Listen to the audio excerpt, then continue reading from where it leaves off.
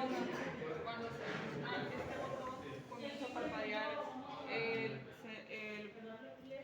la alarma de que hay un incendio en la segunda zona. Y cuando se presiona este botón, comienza a parpadear la alarma de que hay un incendio en la tercera zona. Entonces, se supone que al presionar reset deberían apagar todos, pero no apagan porque técnicamente yo me he dado de enterado de que ya sé que hay un incendio. Entonces, cuando presiono este botón, doy de enterado que ya he visto que hay un incendio en estas tres zonas, dejan de parpadear y es entonces cuando puedo darle al reset y tienen que apagar todos.